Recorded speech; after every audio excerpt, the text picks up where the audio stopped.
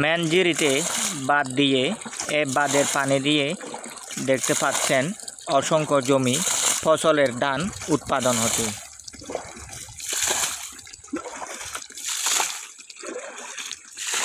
যেখানে বাঁধ দেওয়া হয়েছিল সে নল সিস্টেমে পানি দেওয়া হচ্ছে, দেখতে পাচ্ছেন বাঁধ।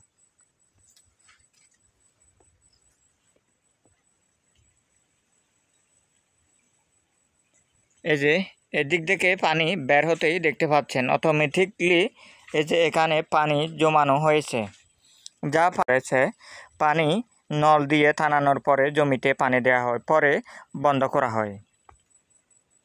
পানির পাইপের নল দেখতে পাচ্ছেন।